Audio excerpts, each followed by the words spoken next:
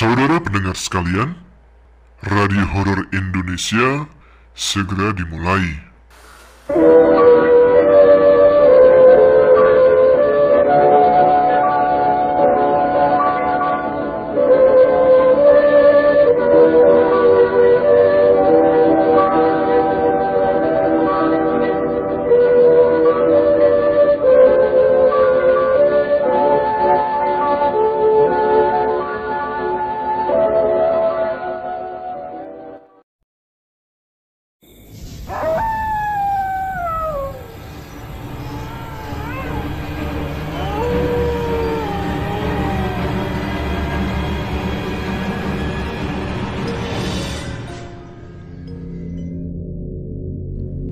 Assalamualaikum warahmatullahi wabarakatuh.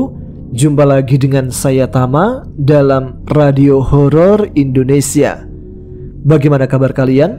Semoga selalu diberikan kesehatan dan juga rezeki yang cukup.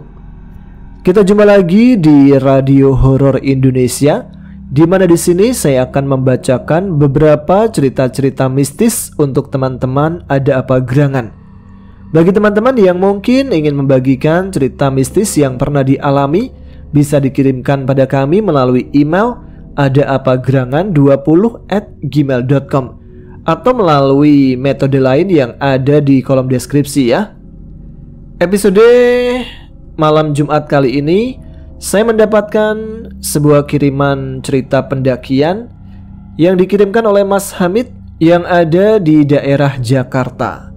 Mas Hamid membagikan pengalamannya ketika dulu dia pernah mendaki gunung di Gunung Papandayan bersama komunitasnya, yaitu komunitas petai, dan mengalami beberapa kejadian yang bisa dibilang janggal lah ya. Karena itulah ceritanya itu bisa dibacakan di sini. Nah, seperti apa cerita dari Mas Hamid ini? Langsung saja kita simak. Teman-teman Ada Apa Gerangan, ceritanya mulai dari sini.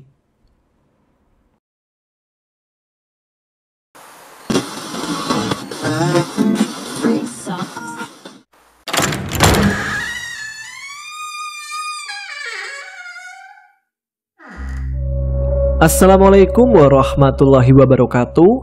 Perkenalkan, nama saya Hamid.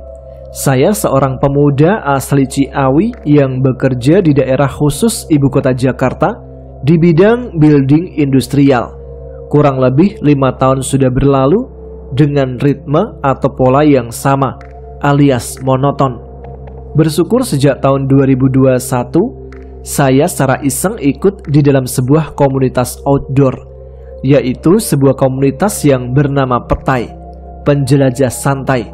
Sebuah komunitas yang lebih menekankan sebuah vibes dibandingkan puncak.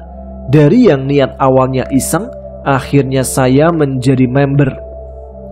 Komunitas ini didirikan oleh 4 sepuh, dan di antara keempat sepuh tersebut ada satu yang memiliki jam terbang lebih lama dari 3 orang lainnya.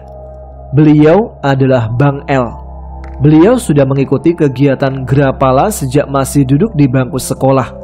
Dan yang tidak kalah menarik dari beliau adalah kisah beliau di masa lalu, yang mana beliau adalah salah satu murid dari Ustadz yang pernah tampil di layar kaca Antv di acara Pemburu Hantu.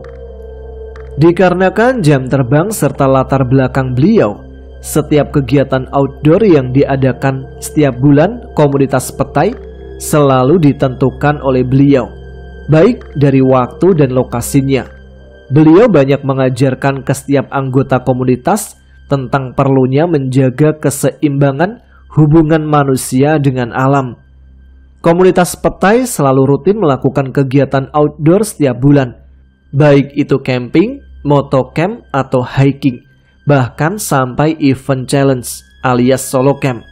Dan yang paling ditakuti adalah pada saat event challenge, di mana setiap member akan diberikan sebuah tantangan yang tidak lain adalah mengajarkan agar kita sebagai manusia harus selalu mengingat, mengandalkan, dan hanya takut kepada Tuhan. Di setiap pendakian, seperti Gunung Salak ataupun Gunung Gede Pangrango, maupun Gunung Kencana dan lain-lain, beliau tidak pernah mengejar puncak, Karena itulah komunitas ini diberi nama penjelajah, bukan pendaki. Namun pada tanggal 14 September 2024, beliau mengadakan sebuah trip pendakian ke Gunung Papandayan yang akan diadakan selama 3 hari 2 malam. Jumlah peserta yang ikut ada 25 orang dengan 5 kendaraan. Perjalanan dimulai pukul 10 pagi dan sampai di base camp Gunung Papandayan sekitar pukul 5 lebih 34 menit mendekati maghrib. Di antara 25 orang yang ikut ke Gunung Papandayan, hanya ada 6 orang yang akan menuju ke puncak. Sisanya camping ceria di kaki Gunung Papandayan.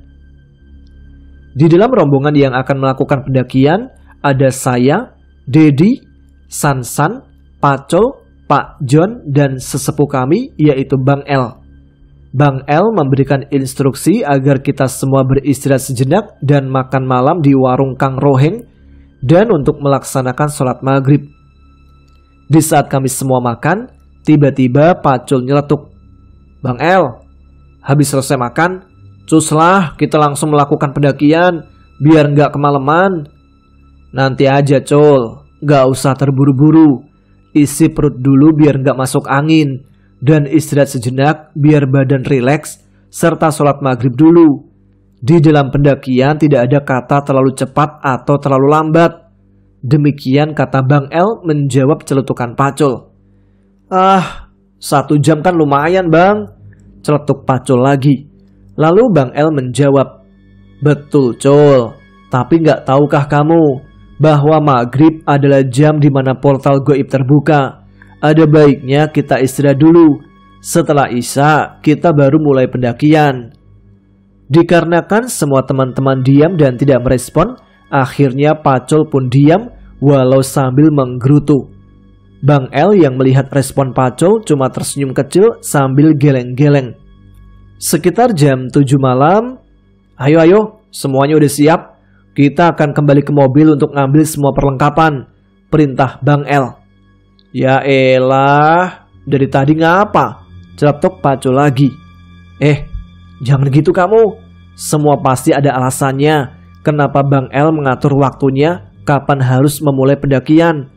Kan kamu tahu sendiri, Bang El ini sepuh yang jam terbang dan latar belakangnya seperti apa," kata Dedi, dan saya serta Pak John hanya mendengarkan sambil geleng-geleng. Setelah semua peralatan sudah siap dan dicek kembali, Bang El mengajak kami semua untuk melingkar. Beliau meminta Pak John untuk memimpin doa agar setiap perjalanan dan aktivitas dapat berjalan lancar serta tanpa gangguan. Tapi tiba-tiba si Pacul nyeletuk lagi. Lama bet. Ngapain sih doa-doa segala? Toh ini Gunung Papandayan yang konon katanya gunung buat pemula. Masa kita yang tiap bulan udah warawiri Gunung Salak takut sama gunung pemula? Celetuk Pacul yang tidak bertanggung jawab. "Ayo Pak John, silakan memimpin doa perjalanan," kata Bang El. Dan doa pun dimulai dipimpin oleh Pak John.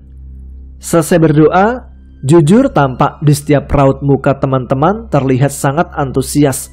Apalagi Pacul yang walau karakternya memang sedikit gerasak-gerusuk. Sebelum rombongan memasuki gerbang pendakian, Bang El memegang pundak dari setiap kami, kecuali Pacul yang sudah berjarak agak jauh dari rombongan. Entah kenapa, tetapi saat itu waktu menunjukkan pukul 8 malam dan pendakian pun dimulai. Beruntung saat itu bulan bercahaya sangat terang, sehingga kami tak perlu menggunakan headlamp yang sudah kami bawa. Kami terus berjalan di dalam kelompok mengatur ritme langkah dan nafas kami.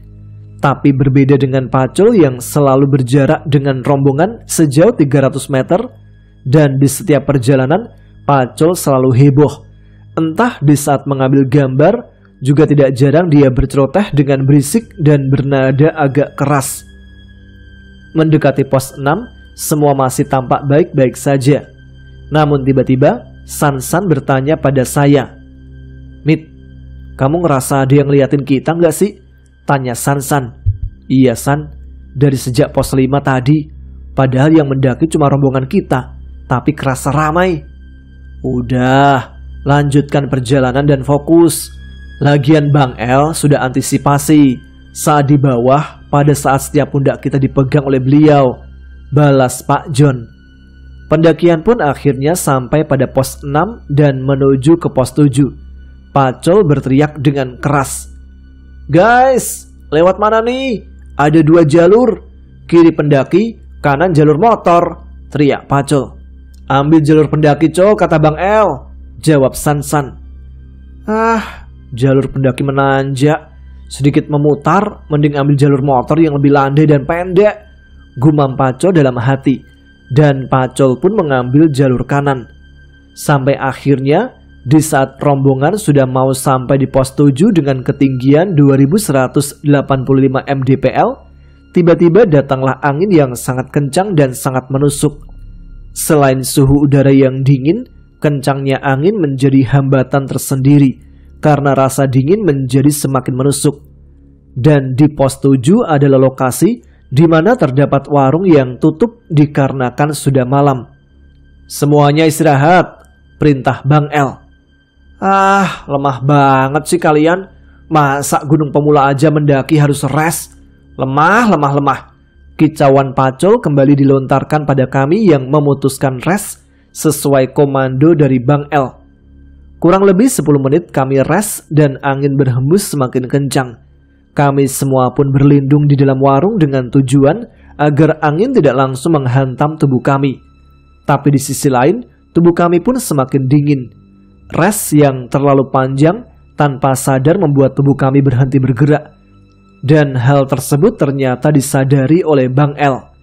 Bang El pun keluar dari warung dan beliau seperti melihat ke atas. Entah melihat bulan atau apa. Intinya beliau menengadahkan ke atas dan tidak lama dari itu, beliau memberikan instruksi agar perjalanan sesegera mungkin dilanjutkan. Kami semua pun kembali memanggul karir kami masing-masing dan mulai berjalan sesuai dengan urutan pendakian. Kali ini, angin sepertinya menjadi lawan bagi kami, yang dimana di saat memulai pendakian, angin tampak bersahabat, tapi sekarang seakan-akan berusaha menghalangi perjalanan kami. Angin yang kencang menerbangkan debu dan pasir-pasir dari material vulkanik di Gunung Papandayan, dan tidak jarang bau belerang yang menyengat hidung kami berusaha mengurung kami. "Tetap dalam barisan dan jangan terpisah." Demikian himbauan dari Bang El. Kami semua akhirnya merapatkan barisan agar di antara kami tidak tertinggal satu sama lain. Tapi berbeda dengan Pacul. Pacul berjalan dengan menaikkan ritmenya dan tanpa disadari semakin jauh jaraknya dari rombongan. Sesekali kami mendengar sesumbar dari mulutnya yang berkata, "Ayolah guys, kita warga Gunung Salak. Masa gunung pemula kayak gini hambatannya kita anggap serius?" "Cul, jangan terlalu jauh, nanti kamu tergelincir," teriak Bang El. "Ya elah bang, ini mah cemen atuh, gak ada apa-apanya sama basecamp kita." Yang dimaksud Pacul adalah Gunung Salak, yang merupakan gunung paling sering kami daki. Jam menunjukkan pukul 9:30 malam. Akhirnya rombongan pun sampai di sebuah titik dengan ketinggian 2259 mdpl, yaitu Tanjakan Omon. Angin pun mereda dan jujur badan kami jadi penuh dengan debu dan pasir yang dihembuskan oleh angin selama perjalanan di pos 7 menuju Tanjakan Omon. Mana si Pacul?" tanya Pak John. "Gak tahu Pak, mungkin udah di depan kali." "Udah biarin aja, bocah skidi bimah," timpal Sansal. Lalu kami pun mulai melanjutkan perjalanan. Perjalanan kami kali ini menuju lokasi camp, yaitu Goberhut melalui Tanjakan Omon. Kondisi jalan yang berbatu dengan elevasi yang miring, menanjak dan menurun untuk kami bukanlah tantangan yang berarti. Tetapi ada hal lain yang membuat kami sedikit was-was, yaitu seakan-akan ada banyak mata yang mengawasi setiap gerak-gerik kami. Angin mulai bersahabat dan kami pun mulai memasuki medan tanah bebatuan dan sesekali rimbunya pohon yang menutup sinar bulan kala itu. Belum lagi ada suara pipa saluran air yang sempat membuat kami terkejut. Kami kira itu suara demit. Ada juga yang mengira suara Bagas, alias babi ganas. Akhirnya perjalanan pun tiba di Goberhut. Ini adalah lokasi di mana malam pertama kita akan bermalam, dan besok pagi kami akan melanjutkan perjalanan kami ke Pondok Salada dan bermalam di sana. Waktu menunjukkan pukul 10 malam. Kami mendirikan tenda dan langsung memasak. Karena walaupun angin sudah bersahabat, tetapi suhu dingin bagaikan selimut yang menyelimuti tubuh kami. Alhasil, pop mie, indomie dan kopi pun menjadi target utama kami untuk membuat agar perut kami terisi dan membuat badan kami menjadi hangat. Singkatnya, pagi pun merekah. Hangatnya mentari seketika menyapa kami di tengah dinginnya udara kala itu. Lalu kami pun mulai memasak air untuk membuat kopi, memasak untuk sarapan, dan lain-lain. Kegiatan ini kami lakukan secara independen. Jadi setiap kami membawa tenda, stove, nesting, dan lain-lain secara personal. Memang agak lain sih komunitas petai, karena prinsip yang dibuat oleh para sepuh adalah setiap anggota harus mandiri untuk mengantisipasi sesuatu yang tidak diinginkan. Kami pun duduk bercerita dan berbagi pengalaman kami semalam, di mana ternyata hampir dari kami semua tidak bisa tidur kecuali Bang El. Ada yang karena kedinginan, ada yang karena mendengar suara riuh di luar, dan ada yang takut kalau sampai ketemu babi. Kami semua saling berbagi, sekalipun kondisi kami semua aslinya masih mengantuk karena kurang tidur. Dan yang segar ya cuma satu orang, yaitu Bang El. Setelah makan siang, Bang El pun memberikan instruksi agar kami semua bersiap-siap, karena kita akan berkemas dan melanjutkan perjalanan menuju ke Pondok Salada untuk bermalam di sana. Tiba-tiba Pak John berkata, "Kalian pada naik deh, aku turun aja sendiri." "Lah, kenapa Pak John?" tanya kami kompak. "Kaki aneh cedera guys. Semalam di tanjakan Omon, di rute pepohonan, kayak ada yang mencengkram kaki aneh. Tadinya dipikir halusinasi. Pas refleks menghindar, malah kecengklek, alias keseleo dah kakinya. Jadi kalian lanjut aja ya, biar aku turun sendiri." "Sebentar Pak," timpal Bang El. Lalu Bang El menuju pos ranger. Setelah itu Bang El kembali dan memberikan keputusan bahwa malam kedua semua rombongan akan tetap di Goberhut, karena prinsip dari komunitas petai adalah datang bersama, pulang pun harus bersama. Mendengar hal itu, Pak John pun terdiam dan berkata, "Makasih ya guys, salut dengan solderan kalian." "Solidaritas kali Pak," timpal kami kembali secara kompak. Iya, ngelawak aja nih Pak John," timpal Sansan. Kami pun lalu tertawa dan mulai mempersiapkan tenda kami untuk menghadapi malam kedua. Senja pun menyingsing dan sinar mentari perlahan semakin menghilang. Waktu menunjukkan pukul 5:30, tetapi suhu di Gunung Papandayan saat itu terasa seperti pukul 9 ke atas.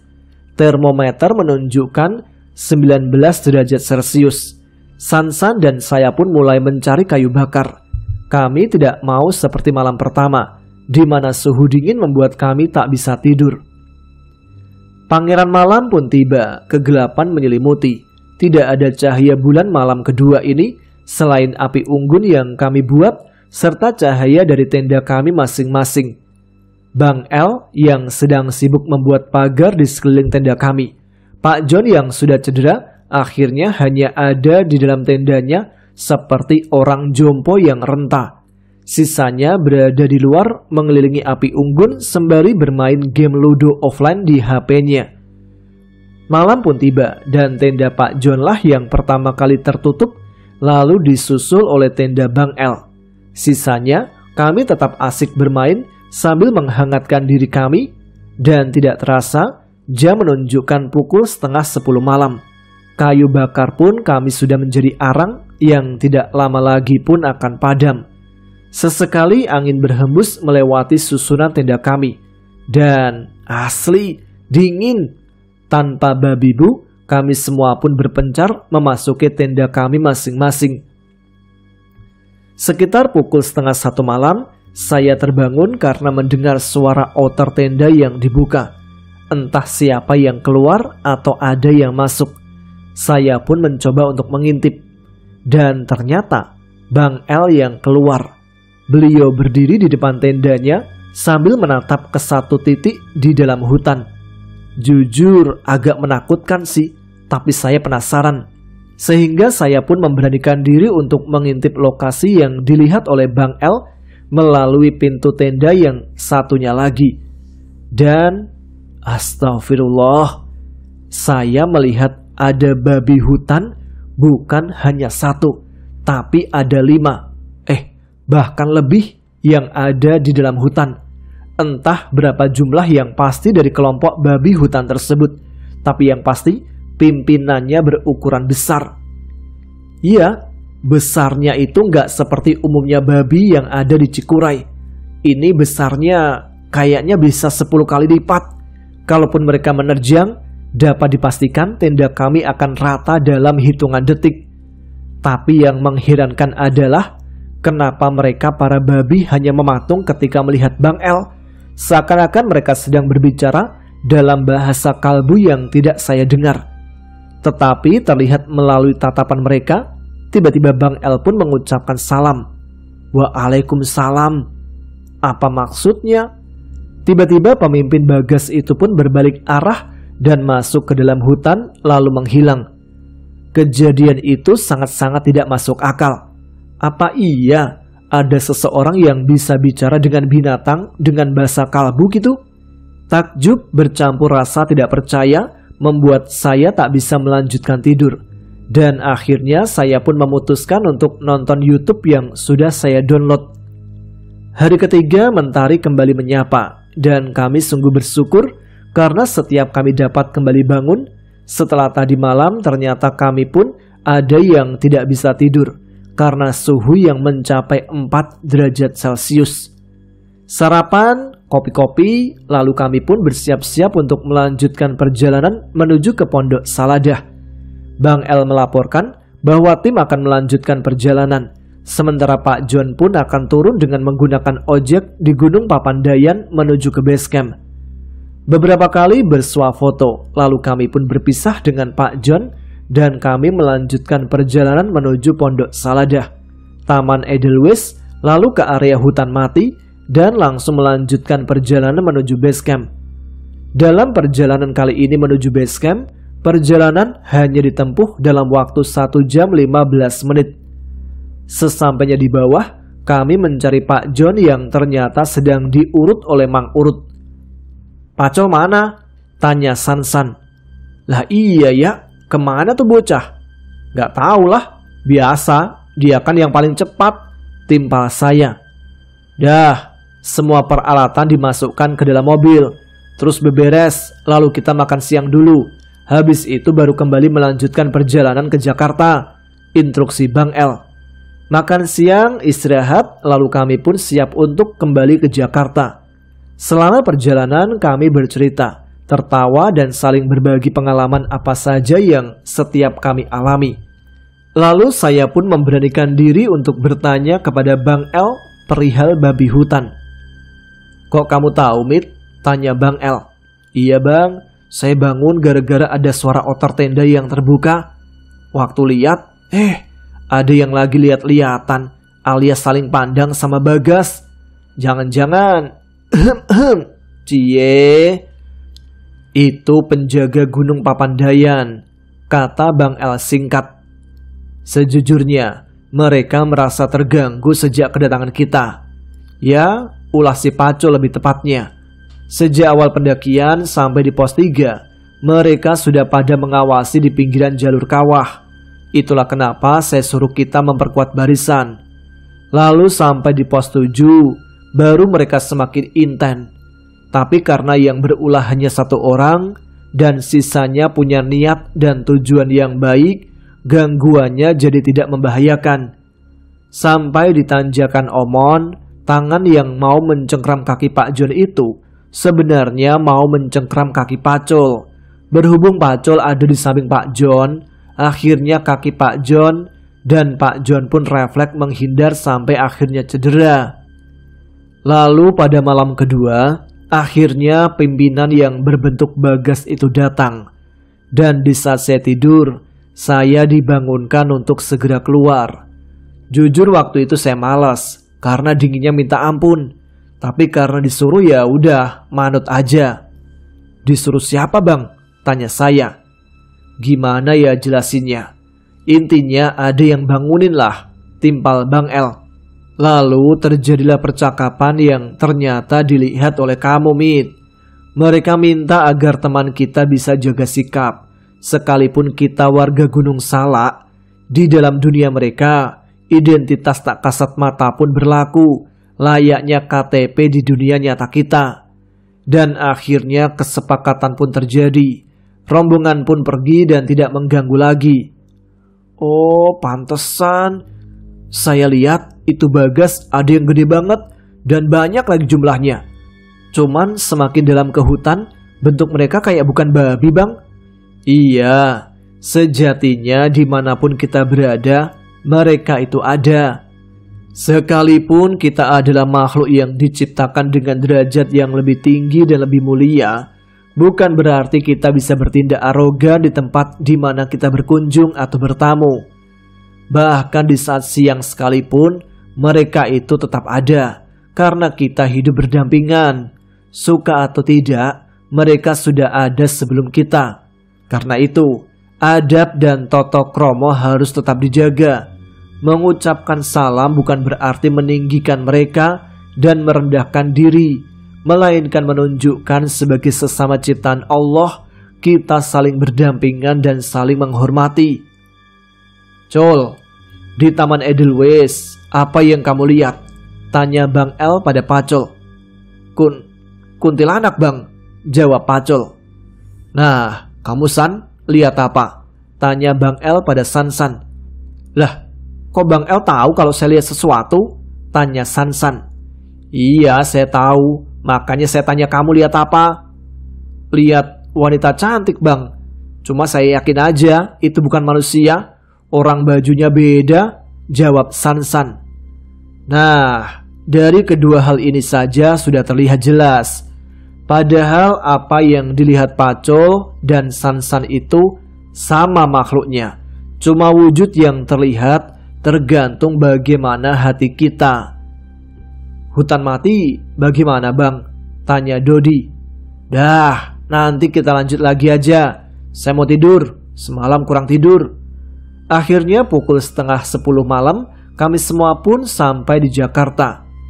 Tanggal 17 bulan September 2024. Demikianlah kisah perjalanan kami dari komunitas Petai, penjelajah santai. Komunitas yang bukan hanya healing, namun belajar mengenai nilai-nilai spiritual, di mana manusia hidup harus saling menghormati dan menjaga keseimbangan. Wassalamualaikum warahmatullahi wabarakatuh.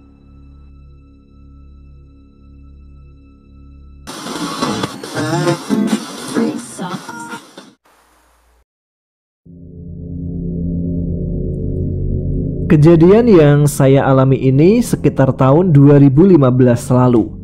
Waktu itu, satu rombongan kami ada cuma bertiga, yaitu saya, Faisal dan istrinya, namanya Azizun.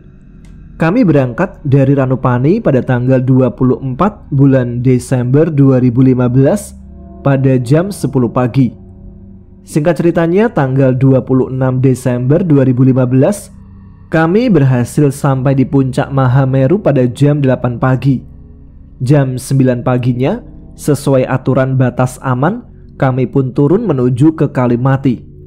Sampai di Kalimati sekitar jam 12 siang. Karena kelelahan, kami memutuskan istirahat dulu untuk memulihkan tenaga. Rencananya sih, sore kami akan turun ke Ranukumbolo agar tidak kemalaman di Cemoro Kandang yang waktu kita di briefing. Kita dianjurkan sebisa mungkin jangan melintas di Cemoro Kandang ketika hari sudah malam. Dikarenakan selain hewan buas seperti macan kumbang dan macan tutul yang aktif di malam hari, di sana katanya ya memang terkenal agak angker dan banyak kejadian pendaki hilang di sana. Sekitar jam 3 sore, saya bangunkan mereka untuk siap-siap. Tapi ternyata kondisi badan Faisal waktu itu drop, muntah-muntah, yang memang mempunyai gejala asam lambung. Karena takut terjadi apa-apa, akhirnya kami tunda dulu perjalanan ke Ranukumbolo. Setelah kami kasih obat, kami pijat, dan kami kerokin, akhirnya badannya berangsur pulih. Sekitar jam setengah 8 malam, selesai sholat isya, kami memutuskan untuk turun ke Ranukumbolo. Kenapa kami tidak menunggu besok paginya, padahal sudah ada himbauan ketika briefing agar tidak melintas di sana pada malam hari? Alasannya adalah karena kami sudah kehabisan waktu dan logistik. Jujur saja, sebenarnya tujuan awal kami hanya Ranukumbolo. Tapi karena waktu itu Faisal bilang gini, rugi kalau udah kesini tapi nggak muncak ke Mahameru sekalian. Jadi ya logistik kami waktu itu emang terbatas cuma untuk 2 hari. Setelah saya pimpin doa bersama, kami memulai perjalanan menembus rumput di Kalimati. Ketika mulai meninggalkan padang rumput di Kalimati dan mulai memasuki hutan, kami berhenti sejenak, khawatir terjadi apa-apa karena Azizun yang waktu itu sedang datang bulan. Akhirnya atas usul Faisal, kami mengikat carrier kita satu sama lain dengan tambang. Azizun di tengah dan Faisal di belakang. Memasuki padang rumput di antara Kalimati dan Jambangan, kami sudah merasakan ada keanehan. Seingat saya waktu arah berangkat, kami hanya melewati 2 padang rumput. Tapi waktu itu, kami melewati sampai 6 kali padang rumput. Awalnya saya diam aja, karena mungkin ini cuma perasaanku aja. Sampai akhirnya, Azizun bicara pada saya. Bang, kok kita dari tadi muter-muter sini aja ya bang? Perasaan kemarin cuma lewat 2 padang rumput deh. Nah, saat itu juga saya sadar bahwa bukan hanya saya saja yang merasakan. Merasa mulai dipermainkan dengan penghuni sana. Dan karena takut disasarkan, saya minta pada Faisal dan Azizun untuk terus berdoa, membaca ayat suci Al-Quran dan sholawat sebisanya tanpa henti. Setelah itu, alhamdulillah akhirnya sampai juga di Jambangan. Setelah istirahat beberapa saat di Jambangan dan minum air sisa tadi sore yang saya ambil dari sumber mani di daerah Kalimati, kami memutuskan untuk melanjutkan perjalanan menembus alas Cemoro Kandang. Disinilah keanehan kedua dimulai. Sebelum berangkat, samar-samar saya merasa ada sosok putih melayang di semak-semak sebelah kanan dengan jarak sekitar 8 meter dari saya. Untuk memastikannya, saya beranikan diri menoleh ke arahnya sebentar. Benar aja, nyata sekali nampak di mata saya sesosok perempuan berbaju putih agak kecoklatan, kotor sekali, berwajah kuno dengan mata melotot dan rambut yang tergerai, memandang ke arah kami. Sontak saja saya kaget dan mengucap Allahu Akbar. Faisal yang kaget langsung tanya, "Ada apa Is?" Karena saya takut terjadi kepanikan di antara mereka, saya cuma bilang, "Gak ada apa-apa Sol." Sepanjang perjalanan, sosok itu mengiringi kami, melayang tanpa berpijak ke tanah. Kadang ada di sebelah kanan kami, kadang ada di sebelah kiri kami, yang membuat nampak jelas sekali karena waktu itu memang dalam keadaan bulan purnama. Untuk mencairkan suasana, saya bicara pada teman-teman yang lainnya. "Istirahat dulu nggak nih?" Azizun langsung menimpali. "Enggak bang, belum capek." Dalam hati saya bergumam, tumben ini Azizun kuat banget. Kemarin aja waktu berangkat, tiap 50 meter minta istirahat. Dia juga lihat gak ya? Atau karena jalannya yang menurun, jadi dia gak terlalu capek? Faisal di belakang juga nyeletuk, "Kok kita gak ketemu sama rombongan lain kayak kemarin ya?" Waduh, lagi-lagi hatiku bergumam. Kan udah jelas bro, waktu briefing kita emang udah dihimbau agar gak boleh lewat sini malam-malam. Tapi saya jawab, "Iya bro, mungkin pada kecapean kali." Saat kami berhenti pun, dia ikut berhenti. Itu tuh, si sosok putih-putih. Waktu kami berhenti untuk kedua kalinya, saya beranikan lagi untuk meliriknya. Dan kali ini samar-samar terlihat dia tersenyum, tidak melotot seperti di awal, sambil memainkan atau membelai-belai dan memeluntir-meluntir rambutnya sambil melihat ke arah kami. Saat kami melanjutkan perjalanan pun, dia tetap mengiringi kami. Istirahat berikutnya, dia pun ikut berhenti. Kali ini dia sembunyi di bayangan pohon cemara yang besar, yang jujur saja masih nampak jelas memain-mainkan bajunya, dikibas-kibaskan dengan pelan, dan dengan senyumannya yang semakin lebar. Beberapa saat kemudian, kami hampir keluar dari Cemoro Kandang. Oro-oro Ombo pun sudah mulai nampak kelihatan. Tanpa dikomando, kami pun mempercepat langkah kami. Memasuki oro-oro Ombo, saya sudah tidak melihatnya lagi ataupun merasakan kehadirannya. Beberapa saat kemudian, Azizun minta berhenti untuk buang air kecil di semak-semak, yang akhirnya diantar oleh suaminya. Dan pada saat itu juga, kami melepaskan tali ikatan tambang yang diikat di karir kami satu sama lain karena telah merasa aman. Setelah sampai di Ranukumbolo, kami mendirikan tenda dan istirahat dengan pikiran dan benak saya yang masih bertanya-tanya antara nyata atau tidak kejadian yang saya alami tadi. Keesokan harinya, sambil memasak mie instan terakhir kami, Azizun memulai percakapan.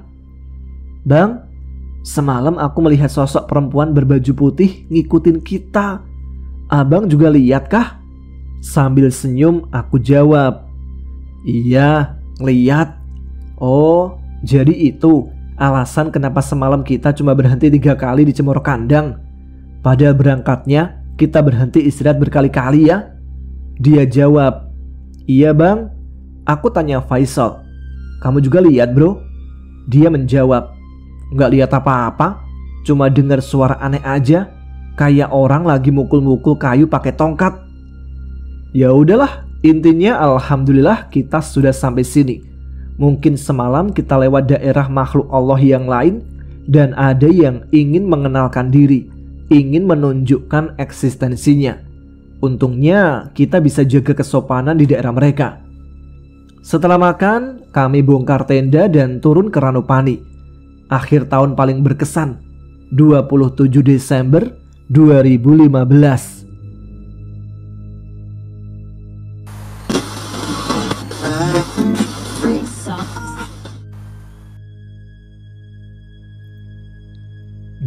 Maret 2016, kami bertiga memulai perjalanan dari Salatiga menggunakan 2 sepeda motor.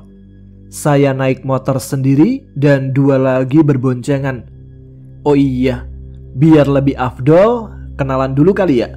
Namaku Supri dan kedua temanku bernama Tony dan Dendi. Selama perjalanan, kami ditemani hujan yang cukup deras. Setelah menempuh perjalanan selama 2,5 jam, kami memutuskan istirahat dan makan di pondok makan yang berada di Jalan Pondok Suli, di atas Point View. Sembari makan, kami berbincang-bincang dengan pemilik warung. Nah, dari bapak pemilik warung itulah kami diberitahu tentang pantangan apa saja jika naik ke Lawu. Beberapa di antaranya, tidak boleh berkata kasar, teriak-teriak, jangan mengganggu atau menangkap burung di sana meskipun nanti burungnya ngikutin saat jalan, dan tidak boleh mendaki dalam jumlah ganjil. Kalaupun ganjil, bisa diakalin dengan membawa tongkat atau trekking pole. Karena menurut penuturan beliau, pasti pihak basecamp tidak akan memberitahu perihal ini. Waktu menunjukkan pukul 1 dini hari. Selesai makan, kami pun meminta izin untuk numpang tidur di sana dan baru melanjutkan perjalanan besok pagi. Sebab jarak ke basecamp Cemoro Sewu cuma 30 menit dari sana. Udara sangat dingin waktu itu, tapi menjadi hangat setelah bapak pemilik warung membuatkan tungku untuk menemani tidur kami. Singkat cerita aja, pukul 6 pagi kami sudah berada di basecamp Cemoro Sewu. Setelah melakukan pembayaran tiket dan membeli logistik, pukul 7 pagi mulailah jalan dari basecamp. Selama perjalanan, kami ketemu dengan beberapa pendaki yang sudah naik lebih dahulu dari pagi jam 6. Sekitar pukul 11 pagi, kami sampai di pos 4. Di sana ada sekitar 5 orang pendaki yang sedang memasak, tapi mereka akan turun. Karena mungkin ngantuk ya, Tommy memutuskan istirahat dulu dengan memasang hemok di sana. Sedangkan aku dan Dendi mau duduk istirahat nggak bisa karena lokasi yang sempit serta panas sangat terik dan tidak ada tempat untuk berteduh. Sedangkan pohon yang untuk berteduh dipasangi hammock oleh Tommy untuk tidur. Aku dan Dendi disuruh duluan nunggu di pos 5 oleh Tommy.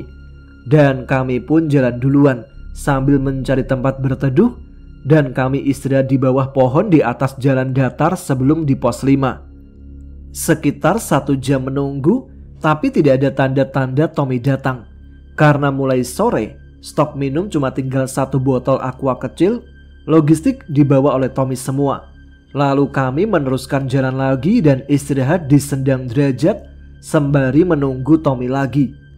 Di Sendang Derajat cukup ramai karena banyak pendaki yang istirahat di sana. Tidak lupa aku mengambil air untuk membasuh muka serta mengisi 3 botol aqua yang kosong guna stok nanti.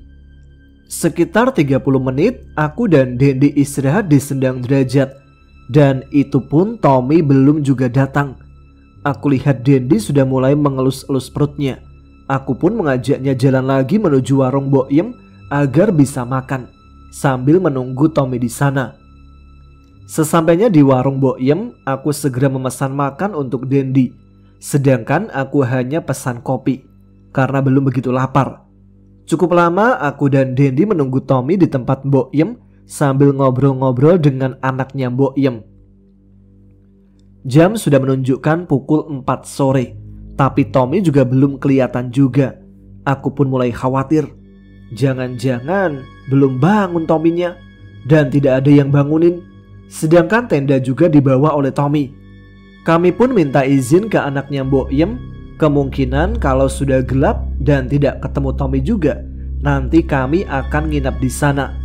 Tapi sebelumnya, kami memutuskan untuk kembali lagi ke pos 4 untuk mencari Tommy, dan tas kami pun kami titipkan di warung Mbok Yem.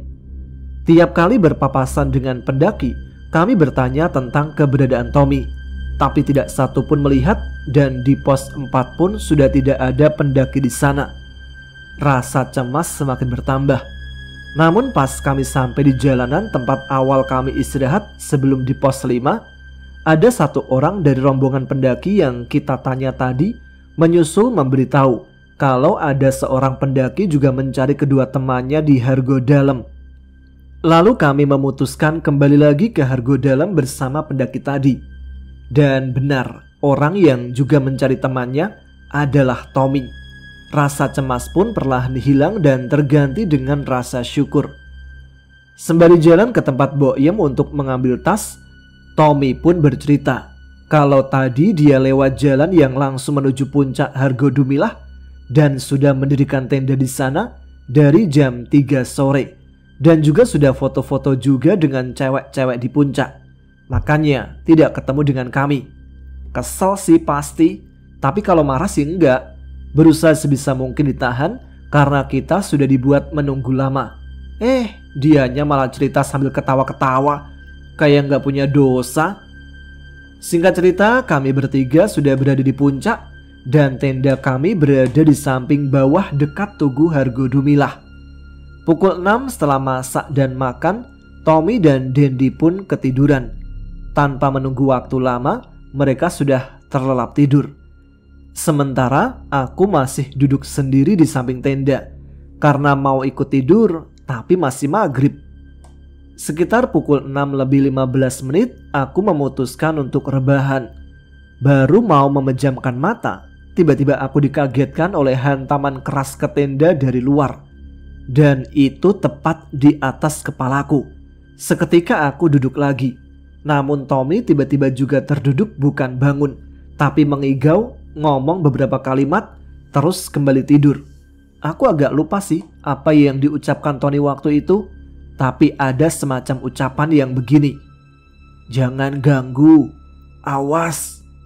Oke, aku mulai merasakan ada yang janggal. Hantaman yang begitu keras barusan bahkan tidak bisa membuat mereka berdua bergeming. malah semakin keras mendengkurnya. Aku memutuskan kembali rebahan, tapi tidak lupa berdoa dulu. Kali ini yang aku rasakan, suasana menjadi hening dan udara mulai dingin. Ya, hal semacam ini aku kenal. Ini suasana yang tidak wajar. Ini pasti ada yang datang berkunjung. Lalu aku bilang, "Kula nuwun, nyuwun pangapunten, menawi kula kalian rencang-rencang gadah kalepatan. Kula kalian rencang namun badhe sowan wonten mriki. Semonggo menawi badhe pinarak, kula pikantukaken." Pada paham gak nih? Pokoknya intinya saya mohon permisi dan mohon maaf jika saya dan teman-teman saya memiliki kesalahan. Karena saya dan teman-teman hanya datang berkunjung di sini. Jadi saya mempersilahkan jika mau mampir, saya perbolehkan untuk duduk di sini. Aku pun kemudian memejamkan mata. Baru sebentar terpejam, aku terbangun lagi. Tapi kali ini, aku melihat diriku sendiri sedang tertidur. Sedangkan aku lagi duduk. Lalu terdengar suara, "Keluar, aku di luar." Aku bangkit dan keluar tenda. Di luar, aku melihat seorang perempuan yang berwajah manis sedang berdiri di depan tenda dan tersenyum kepadaku. Dari pakaian yang ia kenakan seperti pendaki, tapi terkesan kuno. Tapi kalau dilihat-lihat, dia kayaknya 3 tahun lebih tua dariku. "Maaf, aku membangunkanmu. Namaku..." Tunggu. Maaf ya, saya nggak bisa mempublikasikan namanya karena ini adalah aturan dan perjanjian dengan yang tak kasat mata. Mungkin yang tahu soal hal tak kasat mata pasti tahulah alasan dibalik itu semua. Tapi aku bisa memberitahukan ceritanya pada siapapun, tapi tidak namanya. Aku tidak bermaksud jahat, hanya ingin mengajaknya jalan-jalan dan menceritakan sesuatu. Aku pun hanya mengangguk tanda setuju dan mengikutinya pergi dengan jalan di sampingnya. Dia bercerita kalau sudah mengawasiku sejak berada di sendang derajat tadi. Katanya dia terkesan dengan kesopananku saat mengambil air dengan melepas alas kaki dan meminta izin lebih dahulu. Oleh karena itu, ia memilihku untuk menceritakan kisahnya serta menyampaikan sebuah pesan. Kemudian dibawalah aku menuju sebuah tempat yang memiliki jalan setapak, namun di pinggirnya adalah jurang. Katanya begini, "Disinilah aku terjatuh dan terpeleset hingga aku meninggal dunia." Jelasnya, dipegangnya tanganku, tiba-tiba tepat di hadapanku terlihat seseorang terpeleset ke dalam jurang diiringi dengan teriakan. Seketika berganti lagi. Aku sudah berada di dasar jurang. Aku pun kaget setelah melihat seseorang dengan darah mengalir deras dari bawah kepalanya. Lalu kulihat wanita yang ada di sampingku. "Itu kamu?" "Iya, itu aku." Satu demi satu bayangan-bayangan itu diperlihatkan. Dari proses evakuasi jenazah di dasar jurang hingga aku diajak ke rumahnya dan diperkenalkan satu demi satu anggota keluarganya sampai pada proses pemakamannya. "Kamu tahu?" tanyanya sambil terisak. Dia mulai bicara. "Kenapa aku menceritakan semua ini? Mengajakmu untuk melihat masa laluku? Seperti yang aku bilang tadi, kamu ini orang baik dan aku tidak ingin kamu mengalami hal yang sama sepertiku.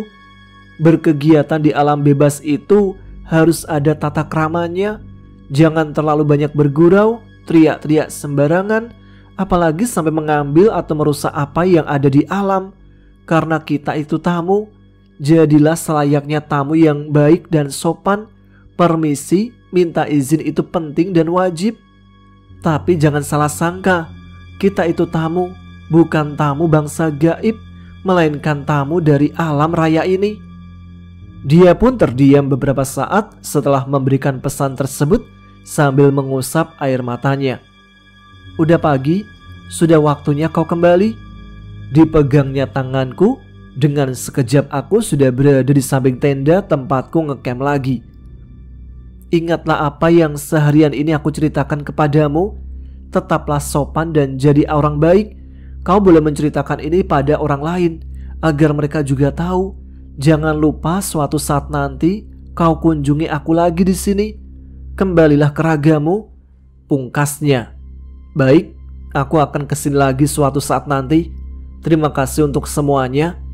Dia pun tersenyum kemudian hilang bersama hembusan angin. Lalu aku terbangun. Tidak terasa dahiku penuh keringat. Ya Tuhan, terima kasih untuk semuanya. Lalu kulihat jam pukul 4:30 pagi. Sementara aku melihat teman-temanku masih tertidur pulas. Itulah kisah yang aku alami pada pendakian Lawu pada kala itu. Tapi aku gak bisa memastikan apakah mimpi yang aku alami itu memang benar nyata pernah terjadi. Bayangan-bayangan tentang meninggalnya seorang wanita. Tapi aku yakini ada pesan penting yang harus ku sampaikan dari mimpiku tersebut. Semoga bisa bermanfaat. Terima kasih. Wassalamualaikum warahmatullahi wabarakatuh.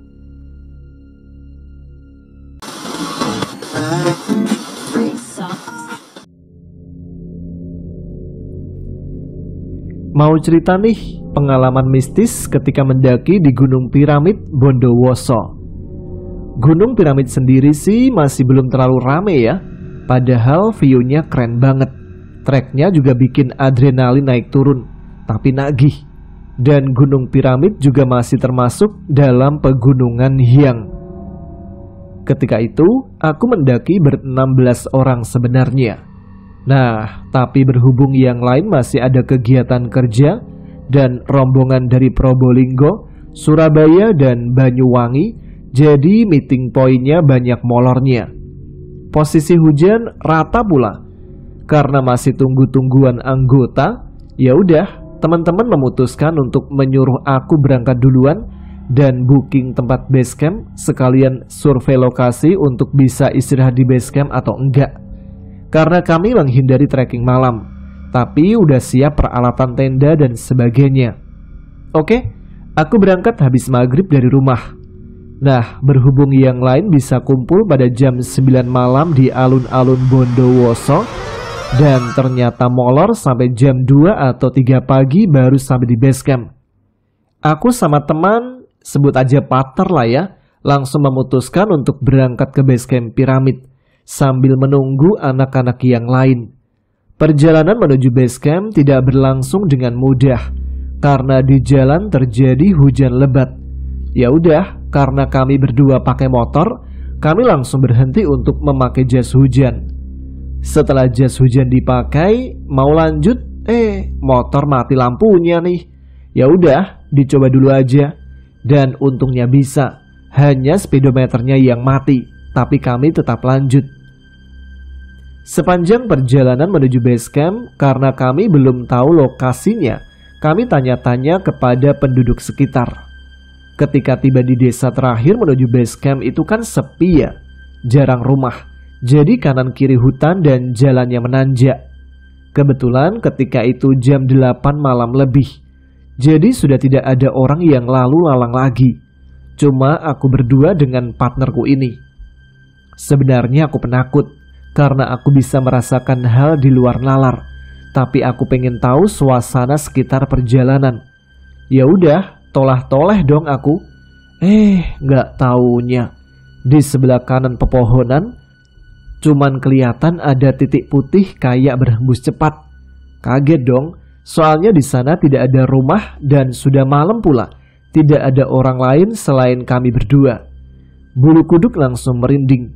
Aku memutuskan untuk menunduk dan menyuruh partnerku ini untuk mempercepat laju sepeda motornya. Karena memang tanjakan, sepeda standar, jadi nggak bisa dicepetin lajunya. Pikiran udah kemana-mana. Alhamdulillah akhirnya ketemu juga rumah. Meskipun tidak ada penerangan jalan, seenggaknya kalau ada apa-apa kan bisa teriak dan minta tolong pada rumah tersebut kan. Lanjutlah kami menuju base camp. Jalannya semakin tidak mudah karena keadaan jalan makadam licin dan tidak ada penerangan sama sekali. Tapi motor tiba-tiba mati. Hampir aja sepeda motornya mundur. Tapi untung bisa langsung dimiringin dan ditahan oleh kaki partnerku ini. Kami pun langsung berhenti untuk menghidupkan motor sekaligus tanya base camp ada di mana. Ternyata di rumah terakhir perkampungan, di rumah Pak RT tepatnya. Karena jalan menanjak, beban keril juga tidak ringan dan aku trauma dibonceng di tanjakan pakai motor. Ya udah, aku memutuskan untuk turun dan jalan kaki. Sementara partnerku ini lanjut naik pakai sepeda motor. Habis itu dipikir-pikir, ngeri juga sih kalau jalan kaki sendiri. Rumah-rumah pada sepi, mungkin udah tidur ya. Ya udah, aku minta ganti. Aku yang nyetir, partnerku yang jalan. Di tanjakan terakhir, aku nggak tahu kalau base camp udah kelewat. Aku hampir sampai ngelewatin villa karena masih ada lampu. Aku pikir masih ada rumah lagi, ternyata kelewat. Ya udah, panik dong karena sepi banget dan habis hujan pula. Aku langsung turun dari motor untuk membelokkan motor karena jalan sempit dan berlumpur, susah banget buat langsung belok. Ternyata base camp di rumah terakhir kiri jalan. Meskipun sudah jam 9 malam, alhamdulillah bapak ibu yang berada di base camp masih belum tidur. Kami tanya lebih dulu dan benar ternyata itu memang base camp. Ya udah, kami istirahat sambil menunggu anak-anak yang katanya datang sekitar jam 10 malam. Tapi ternyata setelah jam 10 malam anak-anak belum datang juga. Aku hubungi lagi, sudah agak susah sih sinyalnya. Jadi nggak tahu kelanjutannya mereka sampai mana.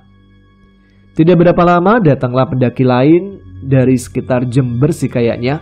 Mereka ada berempat. Mereka sempat mengajak kami berdua untuk trekking malam bareng mereka.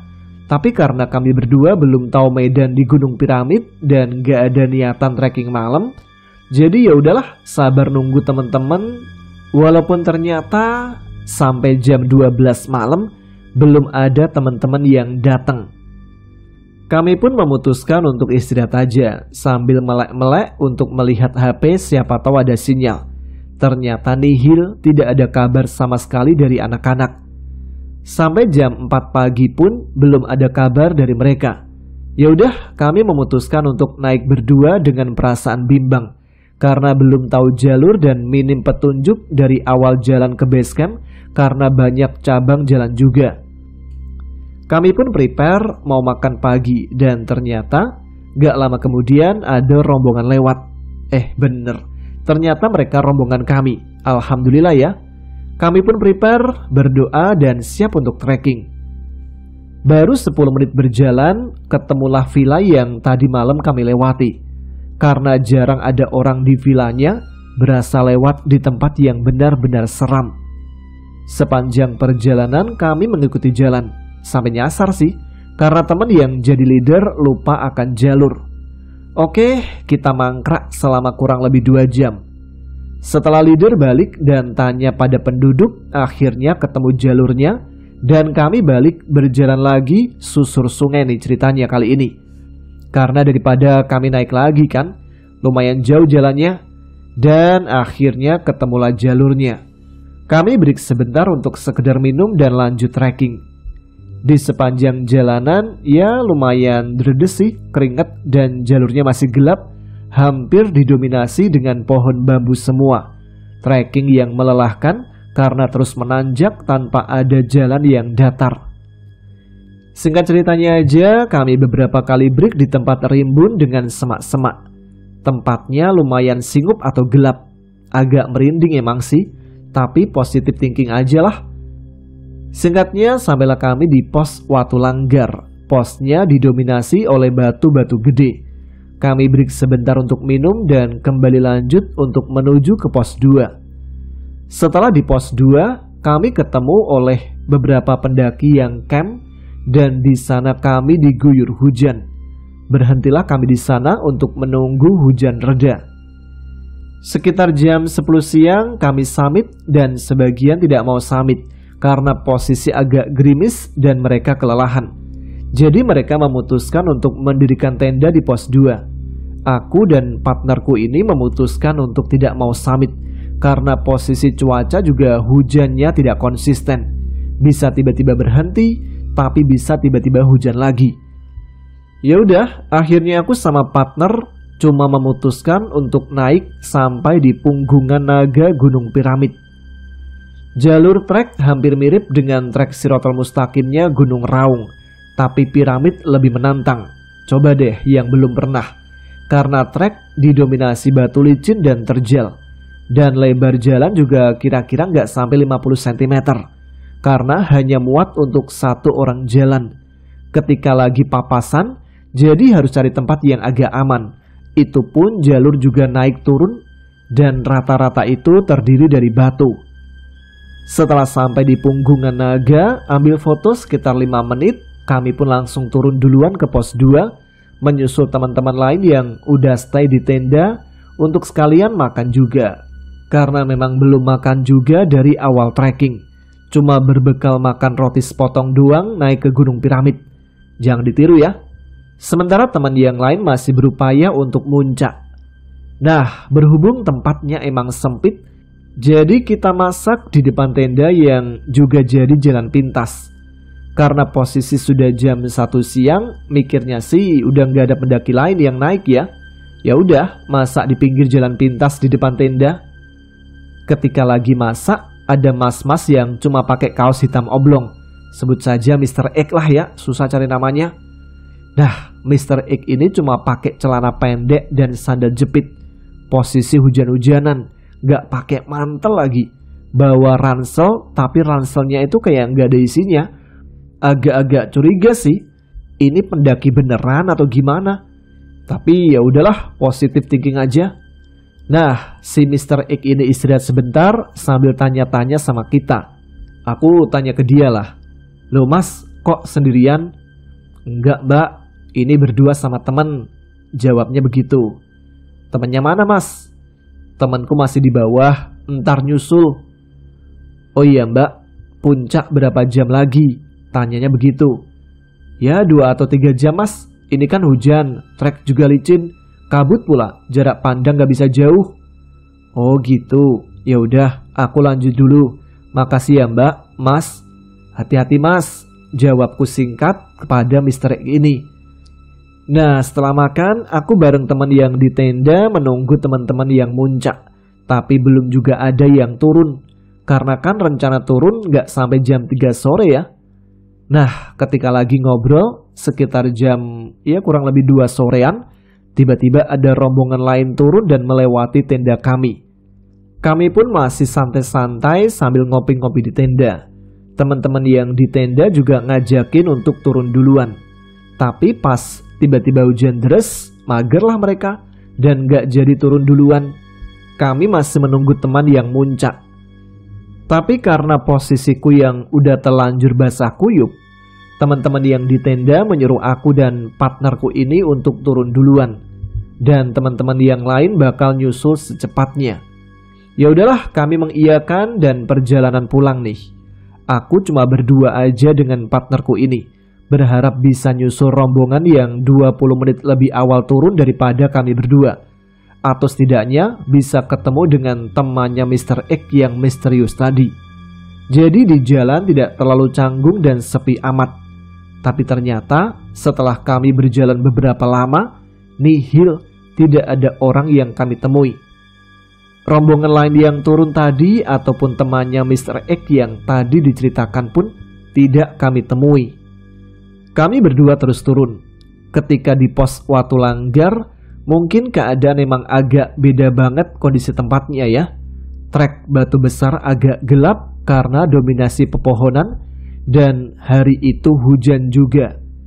Tiba-tiba ada yang ketawa. Aku pikir rombongan lain yang tadi.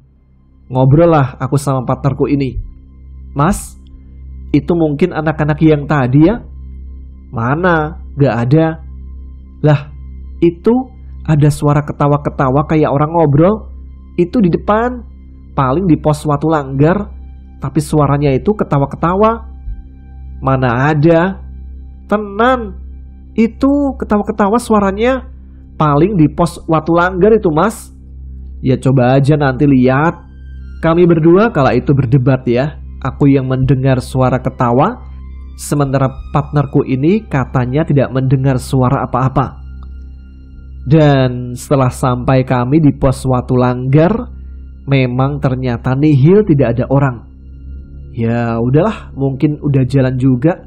Pada waktu itu suasana hening. Kami berdua tidak ada obrolan lagi. Sudah fokus dengan trek yang licin dan curam, sambil baca-baca doa dalam hati.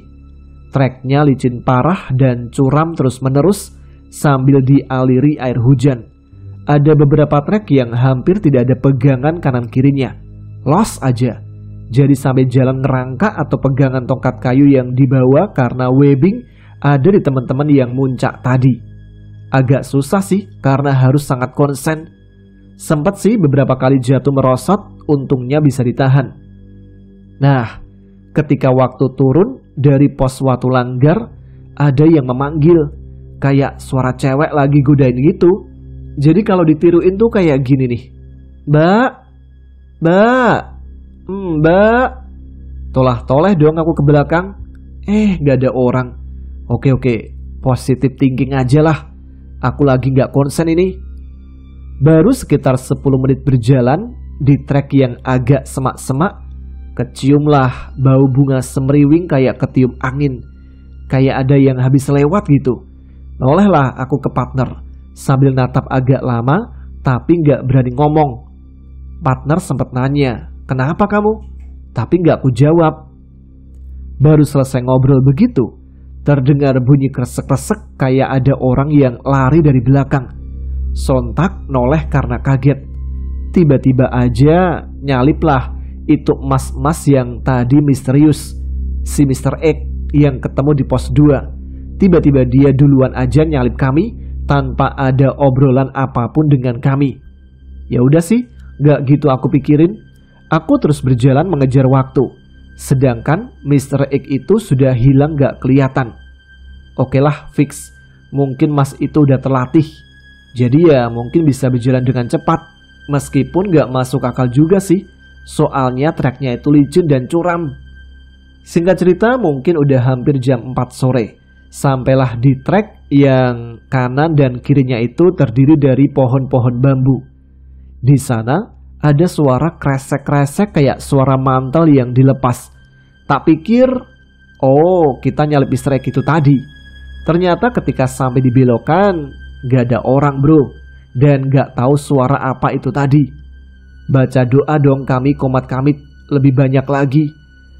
Di trek bambu ini semakin banyak yang mengganggu.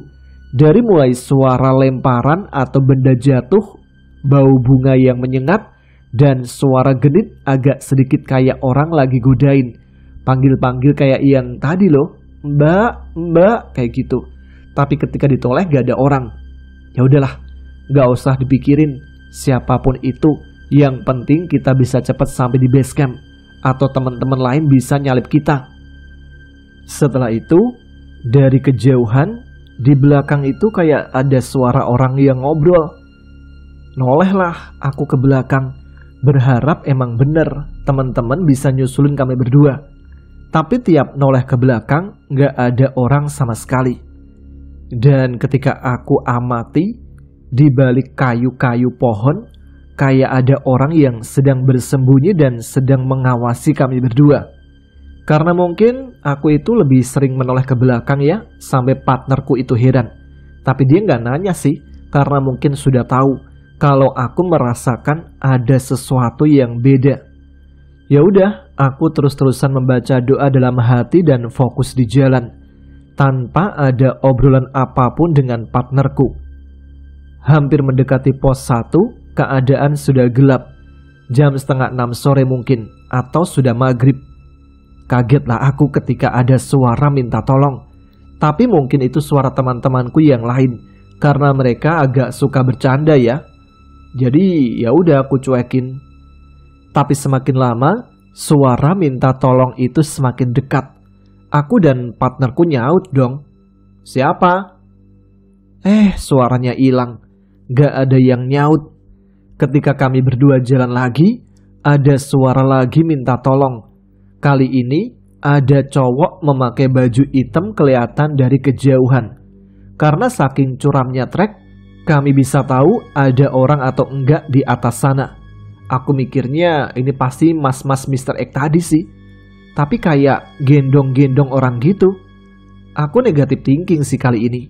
Sempat mikir, gimana kalau itu bukan orang? Karena posisi yang ada di puncak cuma teman-temanku dan ada teman-teman lain yang camp dari malam sebelumnya. Dan mas-mas ini juga nggak ada bawa apapun. Los aja nggak pakai tas ransel atau jaket kek atau apapun itu. Jadi aku sempat curiga kalau itu bukan orang. Tapi dia terus-terusan minta tolong. Pak, Mas, Mbak, tolong. Siapapun itu, tolong nyaut. Kulihat dari kejauhan, mas-mas itu agak lari-lari sambil menggendong orang. Dan benar, ternyata orang yang digendongnya itu terlihat hampir hipo. Karena kehujanan di puncak katanya. Sementara mereka ini nggak bawa mantel, nggak bawa logistik, dan belum makan. Minum pun mereka nggak ada, karena logistik mereka dibawa oleh temannya turun duluan. Dan orang yang digendong itu juga tidak ada asupan makan sama sekali. Ya udah, kami memutuskan untuk break, merawat. Kita kasih nama yang gendong itu Mas Anton dan yang digendong itu Mbak Sally aja ya. Aku pun mengasih dia madu dan susu biar agak mendingan. Mbaknya agak nolak dan gak mau. Tapi Mas Anton ini berusaha merayu biar Mbak Sally ini mau untuk sekedar minum atau mengunyah madunya. Ayo makan sedikit, kita udah hampir sampai. Ayo pulang, kamu kuat. Kalau kamu gak nurut sama aku, terus sekarang gimana bisa kita pulang? Kata Mas Anton. Tapi Mbak Sally ini malah nyeletuk. Enggak Mas, aku nggak pulang, aku di sini aja. Sana kalian pulang udah, aku mau di sini aja. Pikirku kok horor ya.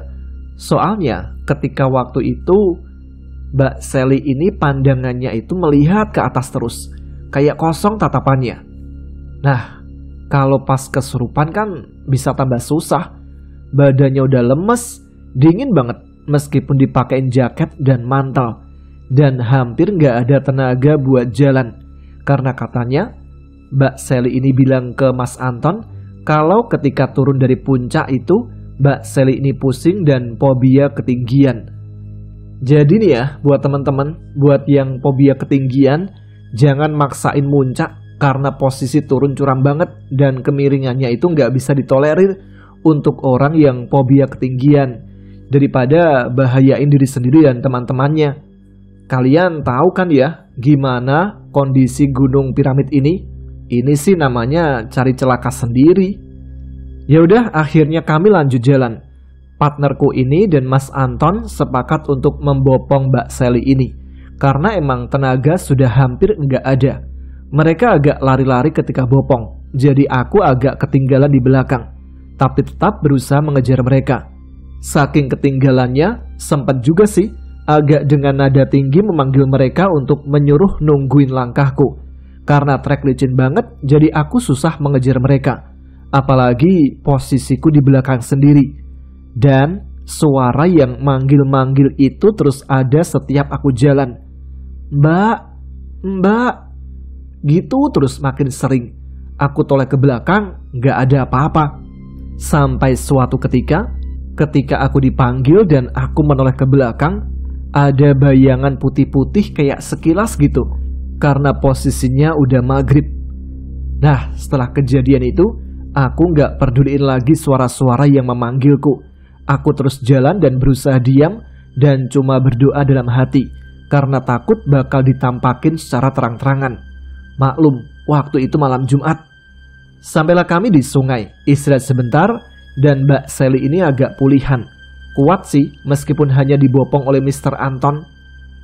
Tinggal aku yang sudah fisik kecapean dan kedinginan karena diguyur sejak di atas tadi. Akhirnya aku pelankan jalanku.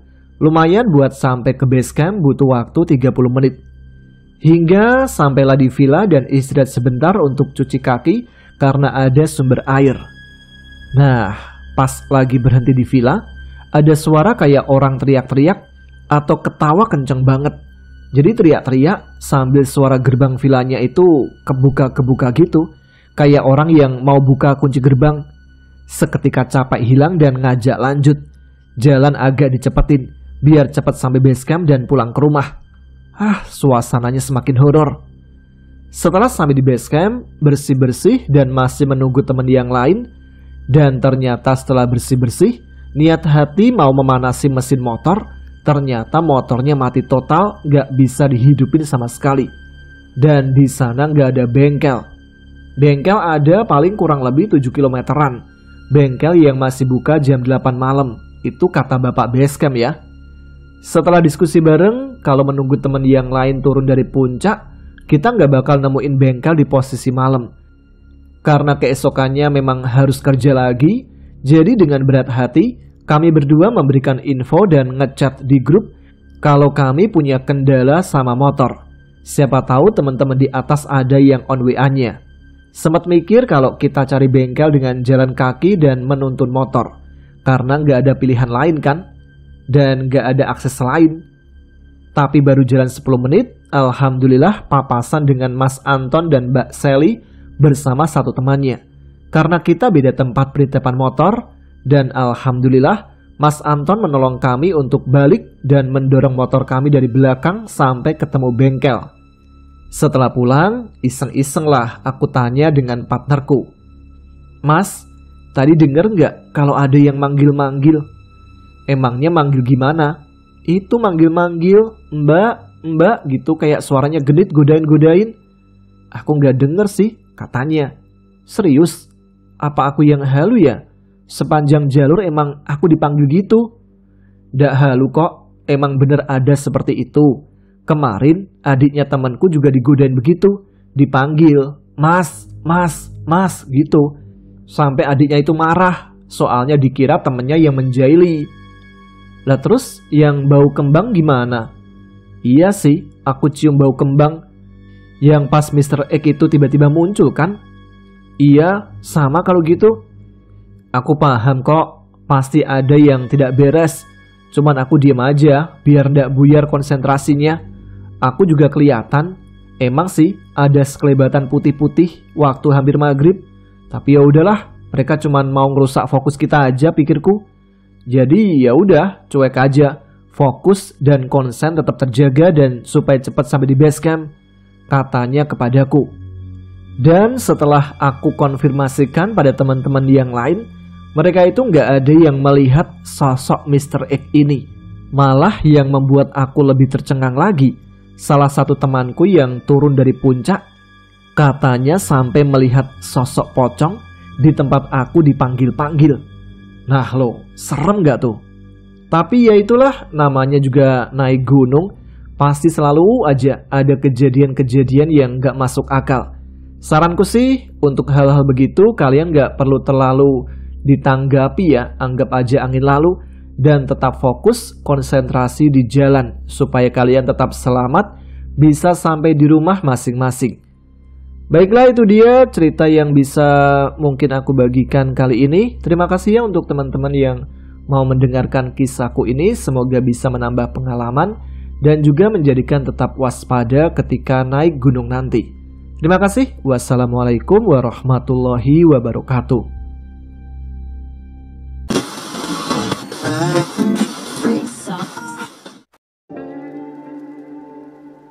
Nah, itu dia semua cerita yang bisa saya bacakan untuk episode RHI FM malam Jumat ini. Ternyata semua cerita pendakian ya. Ini kalau yang hobi cerita pendakian pasti senyum-senyum sendiri nih. Dapat bonus banyak ini. Ya udah, sebelum kita akhiri episode RHI FM seperti biasa, saya mau kirim salam dulu untuk teman-teman yang sudah menuliskan komentar di video RHI FM minggu lalu. Seperti biasa, salam pertama pastinya untuk orang yang sudah pertama kali menuliskan komentar. Ada siapa kali ini?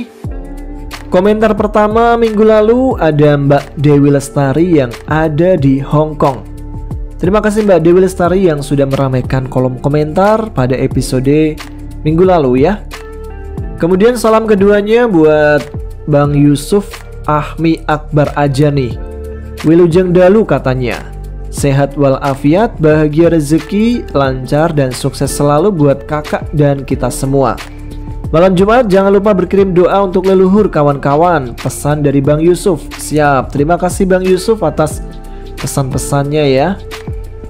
Kemudian selanjutnya salamnya buat siapa nih? Buat ini aja, buat Bang Irwan Ristu yang ada di Cianjur. Lalu ada Mas Samsudin yang ada di Malang. Kemudian ada Mbak Atin Prihatin. Lalu ada Mas Huda Cahyadi dari Pekalongan. Kemudian salam juga buat Airas Family dari Pamulang. Kemudian salamnya untuk Chelsea Deko yang ada di Jombang. Lalu untuk Mbak Cynthia Ramlan yang ada di ada di Johor, Malaysia maksudnya. Lalu ada Boya.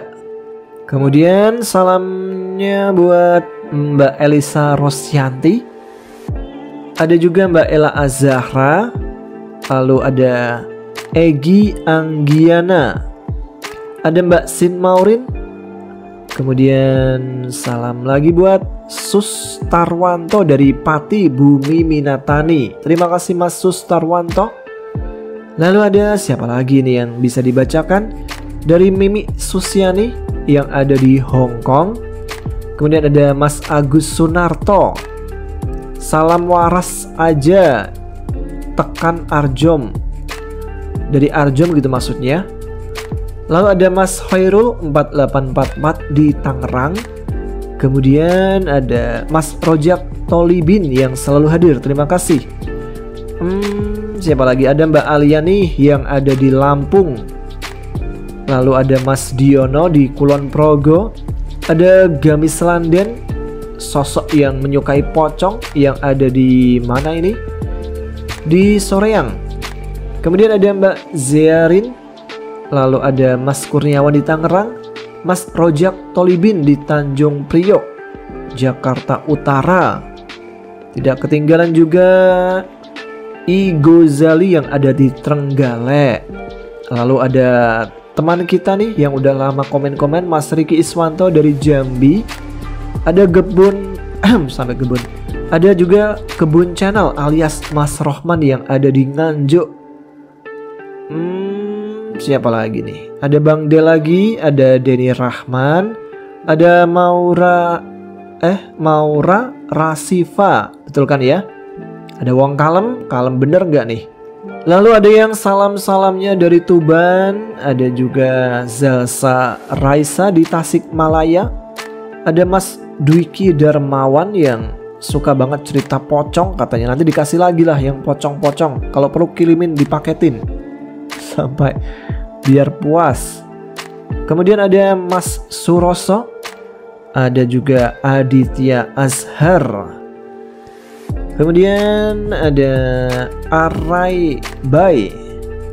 Lalu ada King of Ryzen. Wih, keren. Selanjutnya ada Anita Dorami. Komentarnya, kalian pernah berpikir gak sih kalau orang-orang yang ceritakan kalau lihat setan kita itu takut karena bentuknya aneh. Lah, kalau plot twistnya setan juga takut sama manusia, gimana coba? Soalnya kan kadang setannya cuma diam terus melotot. Coba deh cara pikirnya dibalik. Mereka itu diam terus melotot, jangan-jangan takut lagi sama kita. Masa iya kita lebih nyeremin daripada setan? Ya gak sih? Dan yang terakhir ada Mas Rizky Widaswara dari Blitar. Terima kasih untuk teman-teman yang sudah meramaikan kolom komentar ya. Pokoknya ramaikan terus. Pasti insya Allah nama kalian bisa disebutkan di episode selanjutnya. Buat teman-teman, terima kasih dimanapun kalian berada sudah selalu mensupport setiap tayangan ada apa gerangan ya. Pokoknya dimanapun kalian berada selalu diberikan kesehatan dan selalu diberikan kesuksesan. Terima kasih. Dan sekarang saya Tama harus pamit. Kita jumpa lagi di episode selanjutnya, tentunya di Radio Horor Indonesia yang hadir setiap malam Jumat. Baiklah, tetap semangat ya, jaga kesehatan, selamat beristirahat, udah malam. Wassalamualaikum warahmatullahi wabarakatuh.